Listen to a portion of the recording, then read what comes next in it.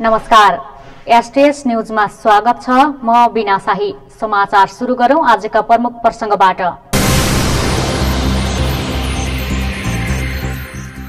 इतिहासकै निकममा र भ्रष्ट सरकार भएको भन्दै धनगढीमा कांग्रेस नेता गगन थापा गर्जे।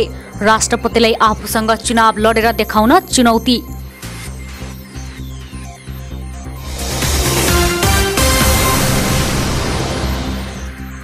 सरकारको स्वास्थ्य बीमा कार्यक्रममा सहकार्य गर्न निजी अस्पतालद्वारा आनाकानी। झन्झटिलो प्रक्रिया र जनशक्ति अभावले काम गर्न समस्या थपिँदै।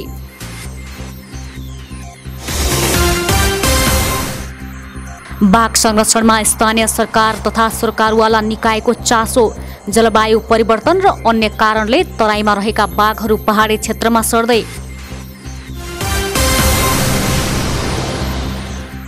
कञ्चनपुरको दक्षिणी क्षेत्रका किसान गुड उत्पादनबाट मनग्गे आमदानी गर्दै। उत्पादन बढे पनि बजार नपाउँदा समस्या भोग्नु परेको गुनासो।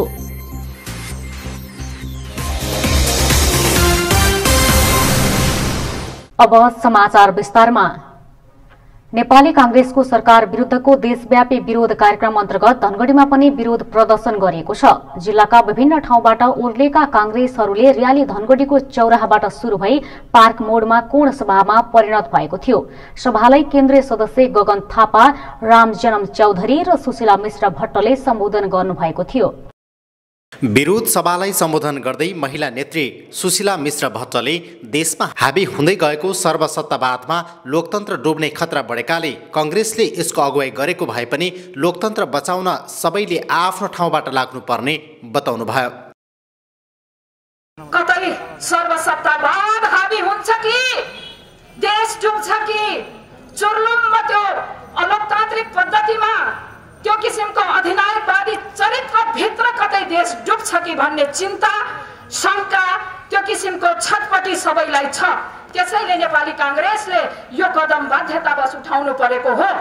आफ्नो ठाउँबाट सरकारलाई सच्याउन पछि हामी सबै लाग्नुपर्छ भन्दै सरकार सच्चिनु देशको उपलब्धि हो, देशमा विकास हुनु हो, देशमा सुरक्षा हुनु हो। यस्तै कार्यक्रममा सहभागी नेपाली कांग्रेसका केन्द्रीय सदस्य तथा पूर्व मन्त्री रामजनम चौधरीले सरकार भ्रष्टाचारमा लिप्त मात्र नभई शासकको रूपमा देखिएको प्रधानमन्त्रीको कार्यशैलीले जनता दुखी बनेको उल्लेख समेत गर्नुभयो। नेकपा भित्र विगतदेखि नै झुटको खेती भइरहेकाले यतिबेला प्रधानमन्त्री ओली र नेकपा अध्यक्ष प्रचण्डको चरित्र घिउ र तरवाल बेच्ने कथा जस्तै बनेको भन्दै पार्टी एकता नहुने समेत दाबी गर्नुभयो। भ्रष्टाचार मात्र होइन, उहाँले युगान्डाका राष्ट्रपति जस्तै नेपाली जनताका मासु खान खोजेको जस्तो आदमखोरको अवस्था आएको हामीले नेपाली जनताले हामी महसुस गरेका छौँ। केपी ओली घिउ बेचो भयो भने प्रचण्ड तपाईँको तरवार बेचो भयो। आपसमा यिनीहरूको दुईटा ठगहरूले पार्टी एकीकरण गरे। अब दुईटा ठग भएको हुनाले घरमा गएर जब टिनको बट्टा प्रचण्डले खोल्नुभयो, घिउको ठाउँमा गोबर पाउनुभयो। केपी ओलीले विश्वास भयो, राम्रै होला भने खोलेर हेर्दाखेरि त उहाँले काठको तलवार पाउनुभयो। दुईटा त ठग परे। अब दुईटा ठगहरू परिसकेपछि तैन कुरा त मिल्ने भएन। त्यसले गर्दाखेरि के छ भने यिनीहरूको कुरो मिल्दैन। अब यसैबीच उता कञ्चनपुरको विरोध सभालाई सम्बोधन गर्दै कांग्रेसका नेता प्रदीप पौडेलले वर्तमान सरकार सबै मोर्चामा असफल भएको उल्लेख गर्नुभयो। नेपालमा कुनै पनि क्रान्तिको नेतृत्व कम्युनिस्टले गरेको छैन। नेपालमा कुनै पनि राजनीतिक उपलब्धिको नेतृत्व कम्युनिस्टबाट प्राप्त भएको छैन। कांग्रेसकै नेतृत्वमा आजसम्म सबै राजनीतिक क्रान्तिहरू सम्पन्न भएका छन्। कांग्रेसको विरोध सभामा सहभागी हुन धनगढी पुग्नु भएका कांग्रेसका केन्द्रीय सदस्य गगन थापाले सरकार भ्रष्टाचारमा लिप्त भएको बताउनुभयो। मुख्यमन्त्रीको निर्हितता तथा लाचारीपनकै कारण सुदूरपश्चिमका जनताले दुःख पाएको उल्लेख गर्दै राष्ट्रपतिले मर्यादा विपरीत नेकपाको झण्डा मिलाउने कार्य तत्काल बन्द गर्न उहाँले आग्रह गर्नुभयो। देशको अवस्था सुधारमा आफूसँग चुनाव लडेर देखाउन चुनौती समेत दिनुभयो।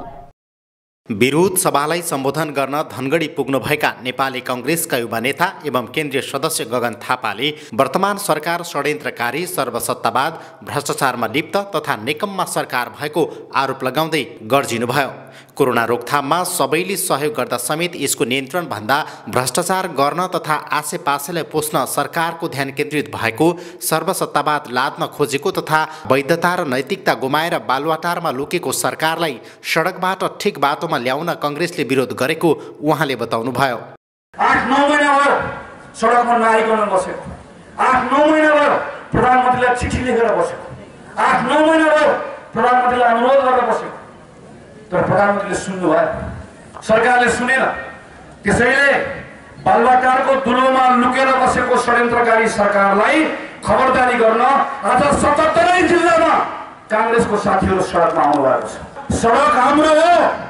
अब जबसम्म बरालिएको सरकार ठेगानमा आउँदैन यो सडकमा कांग्रेस रहन्छ।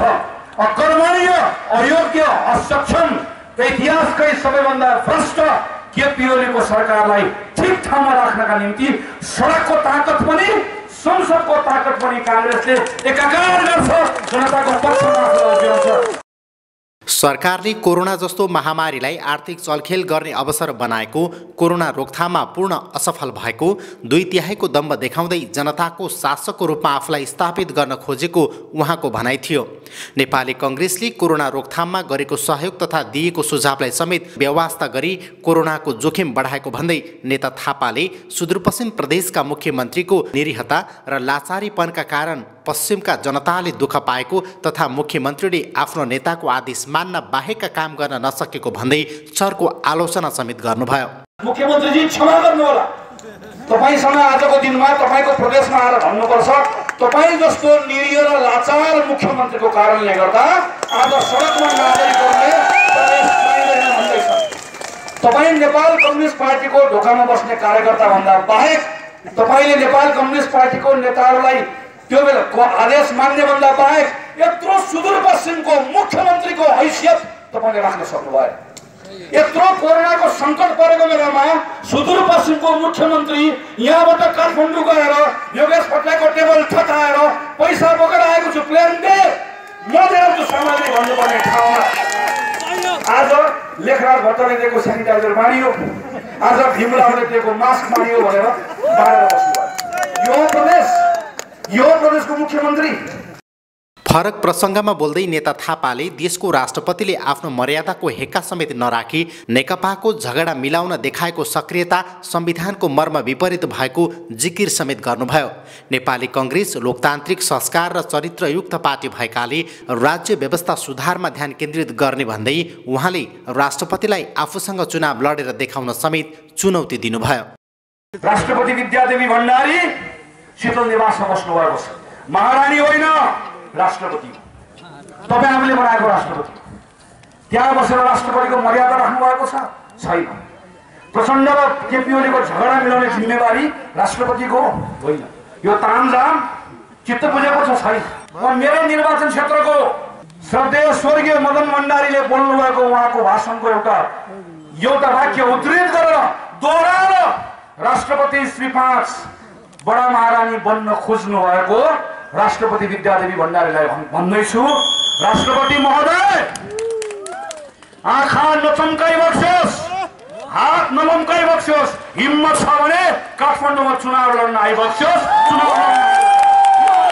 कार्यक्रमलाई सम्बोधन गर्दै नेता थापाले कांग्रेस कार्यकर्ताहरूले नागरिकलाई जागरण पैदा गर्न आफ्नो ठाउँबाट लाग्न तथा स्थानीय तहमा निर्वाचित भएकाहरूले राम्रो काम गरेर देखाउन समेत सुझाव दिनुभएको छ। लोकु सिंह ठकुरी, STS न्यूज, धनगढी। सेती प्रादेशिक अस्पताल प्रयोगशालामा परीक्षण गरेका थप 53 जनामा कोरोना भाइरसको संक्रमण पुष्टि भएको छ।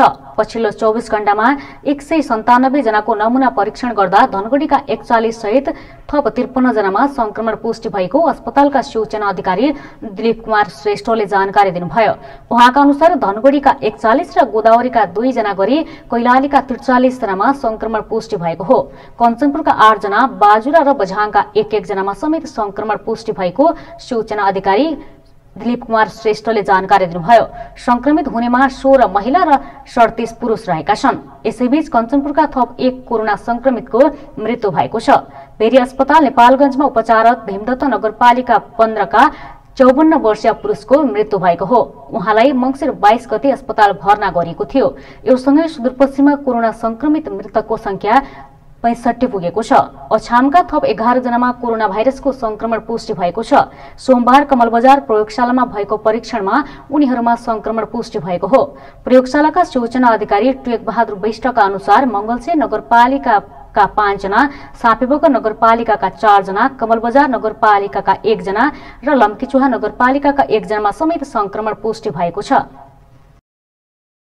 नागरिकलाई स्वास्थ्यको पहुँचमा ल्याउनका निम्ति नेपाल सरकारको स्वास्थ्य बीमा बोर्डले प्राइभेट अस्पतालहरूसँग सहकार्य गरेर कार्य गर्न खोज्दा कुनै प्राइभेट अस्पतालहरूले सहकार्य गरे पनि अधिकांश अस्पतालले यसमा आनाकानी गरेका छन्। प्राइभेट अस्पतालहरूले स्वास्थ्य बीमा बोर्डसँग सहकार्य गरेर कार्य गर्दा झन्झटिलो हुने र आफूहरूसँग सीमित मात्रामा मात्र जनशक्ति भएकोले सहकार्य गर्न नसकेको भन्ने कुरालाई जोड दिएका छन्। नेपाल सरकारले 2072 चैत्र 25 गते कैलालीको धनगढीमा सुरुवात गरेको राष्ट्रिय स्वास्थ्य बीमा कार्यक्रम 2076 फागुनमा प्रदेशभरि नै सेवा विस्तार गरेको छ। आम नागरिकमा स्वास्थ्यको पहुँच पुर्याउनका लागि प्रदेशभरि काम थालेको स्वास्थ्य बीमा बोर्डले जनाएको छ। हाल स्वास्थ्य बीमा बोर्ड मार्फत देशभरि 3,18,564 जनाले स्वास्थ्य बीमा गरेका छन्। स्वास्थ्य बीमा कार्यक्रमलाई थप प्रभावकारी बनाउन निजी क्षेत्रका अस्पतालहरूसँग सहकार्य गर्न खोजिएको भए पनि अधिकांश अस्पतालहरूले जनशक्तिको समस्या देखाउँदै समन्वय र सहकार्य गर्न आनाकानी गर्ने गरेको स्वास्थ्य बीमा बोर्डका सूचना अधिकारी दीपक विष्टले बताउनुभयो। आनाकानी कहीँ चाहिँ हाम्रो पनि बिमाको पनि चाहिँ हामी सूचना नदिन सकेको भन्ने हामीले सोचिरहेका छौँ। तर उहाँसँग चाहिँ कुरा गरेर एकपटक चाहिँ कुरा गर्यो भने चाहिँ के भन्नुहुन्छ अनि चाहिँ थाहा हुन्छ। अहिलेसम्म आएको अस्पताल सबै सोर्स अस्पतालमा चाहिँ आउनु भएको छ।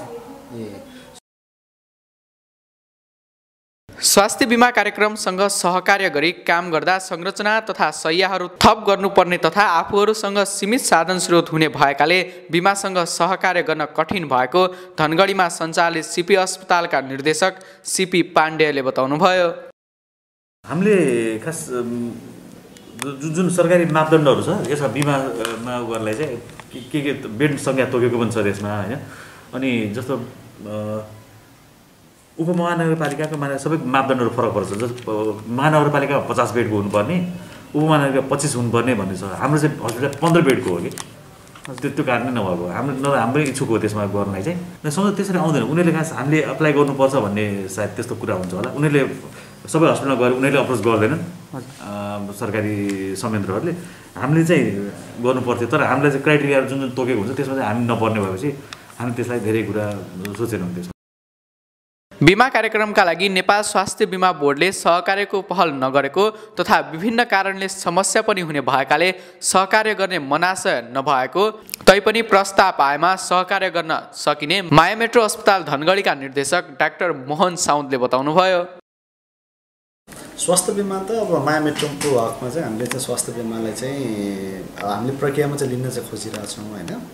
यसमा चाहिँ अहिलेसम्म चाहिँ स्वास्थ्य बीमाको माथिबाट पनि हामीलाई खासै एप्रोच चाहिँ आएको छैन र साथसाथै अलिकता झन्झिलो प्रक्रिया र हाम्रो स्पेस जुन अहिले हस्पिटलमा चलिरहेछ त्यो स्पेसको अभावले गर्दा हामीले नलिएको अहिले चाहिँ। चासो त नभएको होइन चासो त भइहाल्छ। तैपनि के भयो भने माथिल्लो एउटा प्रक्रियाहरू हुन्छ त्यो प्रक्रिया चाहिँ नमिलेको र उहाँले पनि एप्रोच नगरेको र अब हाम्रो आफ्नै इन्टरनल एउटा इन्टरनल अलिकता यो चाहिँ व्यवस्थापन गर्न नसकेको कारणले गर्दा चाहिँ हामीले चाहिँ नलगेको। हस्पिटलको कमजोरी चाहिँ भन्न मिलेन होइन। हस्पिटलले त अरू सुविधाहरू सेवा सुविधाहरू दिइरहेको अवस्था छ र माथिबाट चाहिँ हामीलाई चाहिँ अलिकता एप्रोच पनि नगरेको अवस्था अहिलेसम्म चाहिँ हाम्रो यो कार्यकालसम्म चाहिँ। सरकार तथा निजी क्षेत्र सबै आम नागरिकको स्वास्थ्यप्रति गम्भीर हुनुपर्ने भएकाले सरकारको महत्त्वपूर्ण कार्यक्रममा निजी क्षेत्रले पनि सहयोग गर्नुपर्ने आवश्यकता देखिएको छ। महेश बडु, STS न्यूज, धनगढी। कञ्चनपुरको दक्षिणी क्षेत्र उखु खेतीको लागि पर्याप्त सम्भावना बोकेको क्षेत्रको रूपमा चिनिन्छ। उखु खेतीको पर्याप्त सम्भावना बोकेको सो क्षेत्रका किसानले गुड उद्योग सञ्चालन गरेर गुड उत्पादन गरिरहेका छन्। गुड बिक्रीबाट मनग्गे आमदानी गर्न पनि सफल भएका छन्। कञ्चनपुरको दक्षिणी र महाकाली नदीपारीको क्षेत्रमा वर्षौंदेखि उखु खेती गरिँदै आएको छ। उखु खेती गरिएको क्षेत्रमा खोलिएका गुड उद्योगबाट उद्योगीहरूले मनोज्ञ आमदानी गर्न सफल भएका छन्। स्थायी उत्पादनको राम्रो बजार भएकोले उद्योगबाट आमदानी राम्रो हुने गरेको उनीहरूले बताएका छन्। राम्रो छ, आफ्नो काम हुन्छ हैन, राम्रो काम छ, आफ्नो खेतीको कुलाया हुन्छ, त्यो उखु राम्रो रेटमा जान्छ नि त, आफ्नै पेल्नुपर्छ, त्यस्तो खराब छैन, राम्रै लाग्छ काम। यो हुन्छ फ्याक्ट्री पनि चलेको छ हैन यो क्षेत्रमा। फ्याक्ट्री जस्तै अब फ्याक्ट्रीबाट जस्तै फ्याक्ट्रीमा जान्छ उखु किसानको, त्यसमा बचाउ गर्न आउने हो कि बोलुमा भनेको। जस्तै 20-25 कुइन्टल बच्छ, कसैको 40-50 कुइन्टल बच्छ, त्यो पैसा त्यो त त्यसको लागि त गाडी पुग्दैन हैन, खर्च पनि हुँदैन, त्यो हिसाबले त्यो पोलुमा हुन्छ, त्यो उखु सदुपयोग हुन्छ। प्रायः जसो खानेकुरो सुदूरपश्चिमतिरै मात्रै जान्छ। उखु खेती गरिने क्षेत्रमा गुड उद्योगबाट मनोज्ञ आमदानी भए पनि पछिल्लो समयमा उद्योगीहरूले बजार नपाउँदा समस्या भोग्नु परेको छ। गुड उद्योग भएको क्षेत्रमा चिनी उद्योगको स्थापना हुनु तथा खुल्ला सिमानाका कारण बजारसँगै उखु पाउन छोडेको उद्योगीहरूको गुनासो छ। उद्योग स्थापना ठूलो पुँजी खर्च गरे पनि पुँजी अनुसारको आमदानी घट्दै गएको उद्योगीहरूको गुनासो छ। के छ भनेपछि मेन कुरा के छ, नाम नेपालको छ अनि चाहिँ नै सामान त अगाडि इन्डियाबाट ल्याउने हो नि, हामीलाई त्यहाँ खाली कट्टा सिमेन्टको पनि पाउँदैन भर्नलाई भनेपछि अहिले हर चिज कोही चिज पनि महँगै मिल्छ। सामान हाम्रो त यहाँ मतलब उत्पादन गर्ने त भन्यो कुनै चिज छैन हामीसित, जस्तो अन्डीको तेल छैन इन्डियाले दिने हो, अब पन्नेहरू छैन यसको झोल बोकेर बाँध्नलाई, त्यो पनि उहाँबाट हो। अनि चाहिँ सबै चिज भनौँ नि एउटा हामी यहाँ हाम्रो यहाँ छ बनाए मात्रै भयो, आखिरी सामान त केही छैन नि हामीसित। अलिकति टुटफुट भयो भने हामीहरू फेरि वञ्चित जाने इन्डियाबाट। जारीकरणमा त निकै साह्रै समस्या छ। घरेलु तथा साना उद्योग कार्यालय कञ्चनपुरको तथ्याङ्क अनुसार जिल्लामा 143 वटा गुड उद्योग दर्ता भएका छन्। दर्ता भएका उद्योगमध्ये आधाभन्दा बढी बन्द भएका छन्। घरेलु तथा साना उद्योग कार्यालयका प्रमुख हेमन्त बहादुर सिंहले भारतीय बजारलाई निरुत्साहित गर्न नसकेकै कारण स्थानीय गुड उद्योग बन्द हुने अवस्था आएको बताउनुभयो। एउटा कुरो त हामीका अब उत्पादनमा पनि मल जल सबै कुरो इन्डियातिर सब्सिडी पाइन्छ, हामी कहाँ छैन, त्यसले पनि फरक पार्ने भइगयो। दोस्रो कुरो के भने हामी कहाँ जसो 1 क्विन्टल चिनी अथवा गुड उत्पादनको लागि जति उखु पेल्नु पर्ने हो इन्डियामा त्योभन्दा कम मात्रामा कम पेल्दा पनि त्यो आउँदो रहेछ। जस्तो इन्डियामा 1 क्विन्टल उखु पेल्दाखेरि 14 किलोसम्म चिनी पर्दो रहेछ। हामी कहाँ 1 क्विन्टल उखु पेल्दाखेरि त्यसमा 8 किलो मात्रै चिनी आउँछ भन्ने कुरा चिनी उद्योगका मालिकहरूले हामीलाई अवगत गराएका थिए।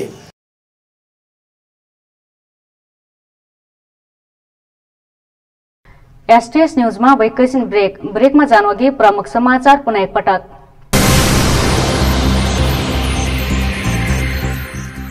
इतिहासकै निकममा र भ्रष्ट सरकार भएको भन्दै धनगढीमा कांग्रेस नेता गगन थापा गर्जिए। राष्ट्रपतिलाई आफूसँग चुनाव लडेर देखाउन चुनौती।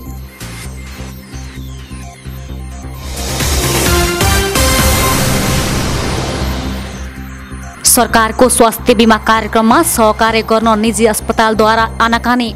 झन्झटिलो प्रक्रिया र जनशक्ति अभावले काम गर्न समस्या थपिँदै।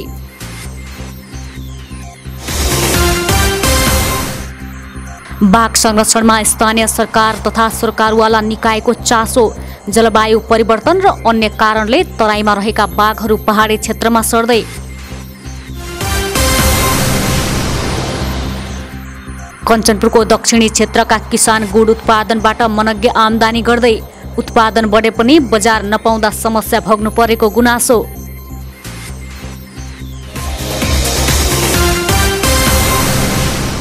ब्रेकपछि एसटीएस न्यूजमा स्वागत छ। अब बाँकी समाचार।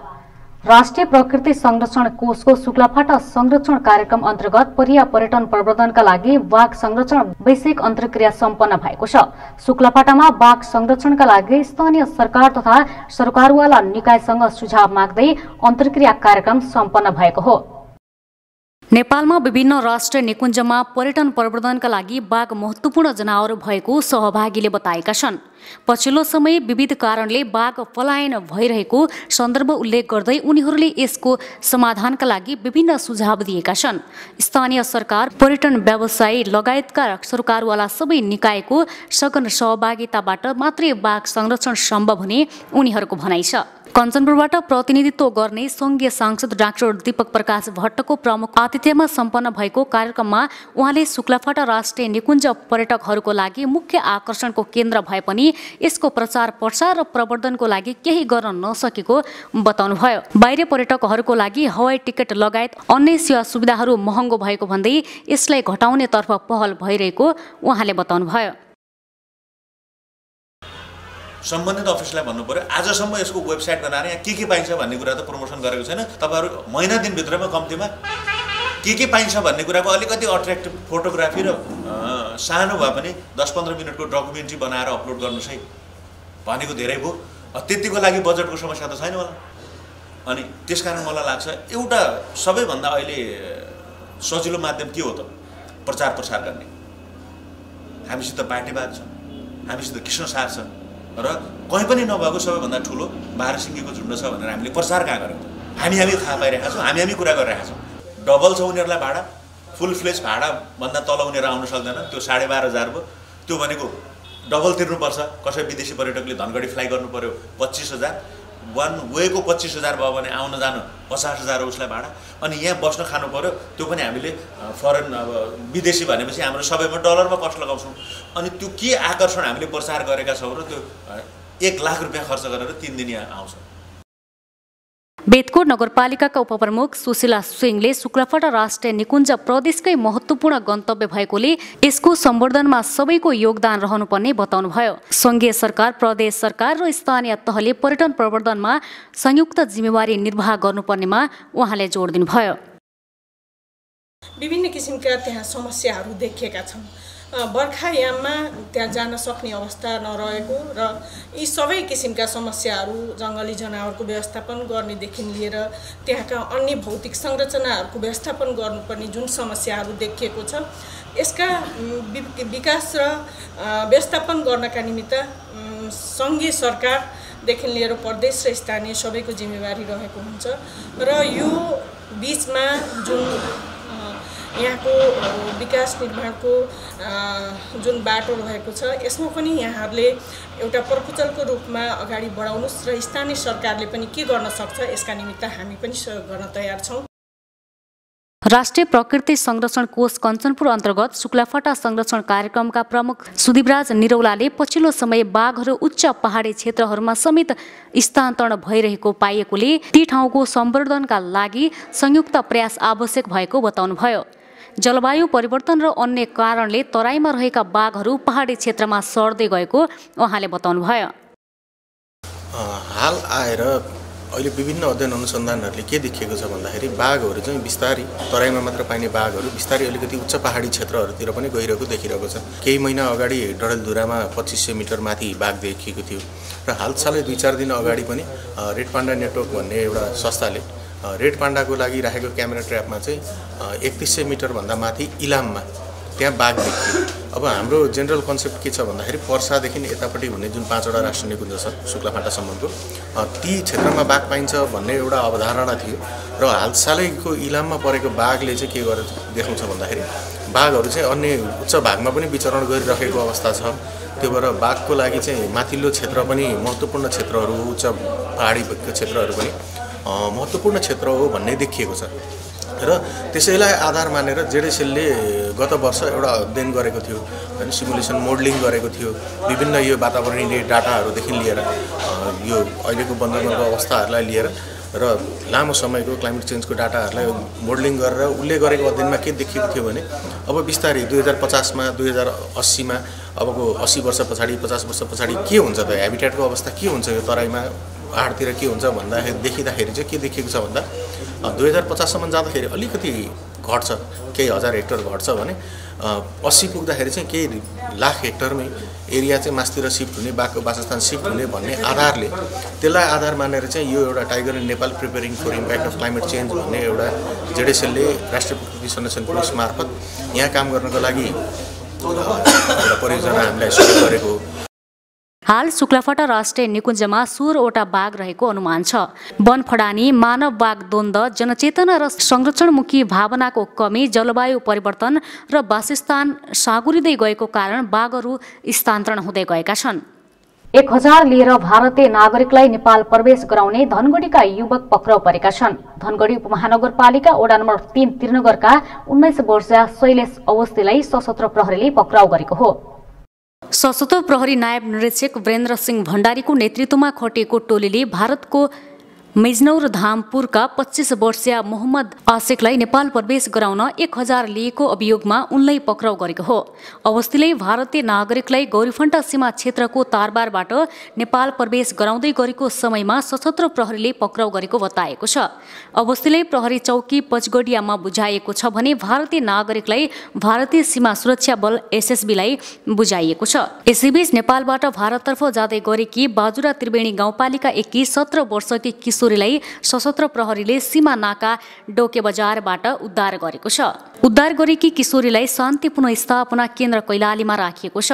किशोरीलाई भारततर्फ लैजाने अर्जुन विकलाई प्रहरीले पक्राउ गरेको छ। उता एकजना नेपालीकी श्रीमती भगाउने भारतीय नागरिक पक्राउ परेका छन्। कञ्चनपुरको बेलौरी नगरपालिका वडा नम्बर 6 हात्तीबाजका विमल राणाकी 20 वर्षीय श्रीमती कञ्चन राणालाई भगाएको भन्दै सशस्त्र प्रहरीले पिलीभितका 22 वर्षीय हजिम खानलाई पक्राउ गरेको हो। सशस्त्र प्रहरीका अनुसार उनलाई नेपाल भारत सीमा क्षेत्रबाट पक्राउ गरेको हो।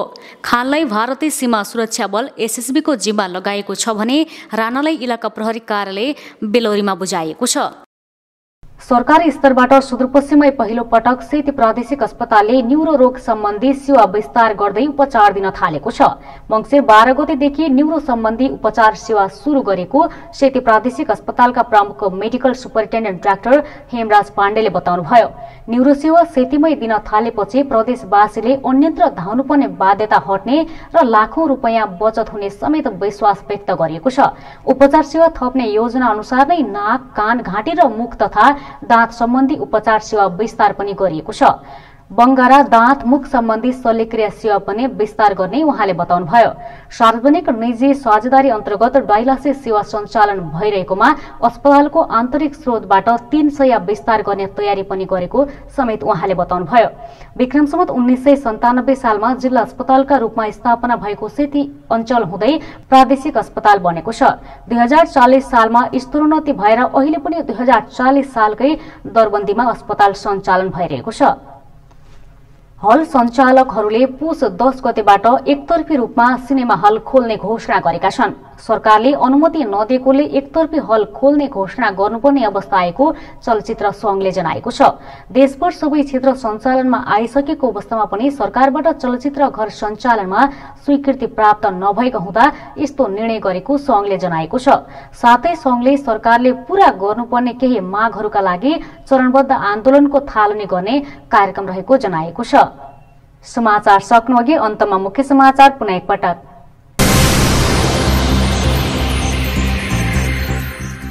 इतिहासकै निकम्मा र भ्रष्ट सरकार भएको भन्दै धनगढीमा कांग्रेस नेता गगन थापा गर्जिए। राष्ट्रपतिलाई आफूसँग चुनाव लडेर देखाउन चुनौती।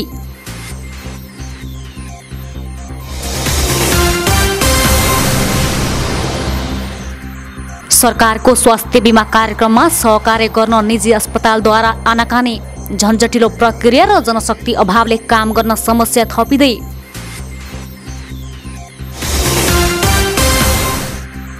बाघ संरक्षणमा स्थानीय सरकार तथा सरकारवाला निकायको चासो।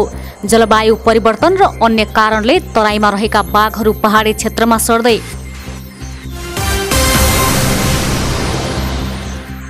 कञ्चनपुरको दक्षिणी क्षेत्रका किसान गुड उत्पादनबाट मनग्य आमदानी गर्दै। उत्पादन बढे पनि बजार नपाउँदा समस्या भोग्नु परेको गुनासो।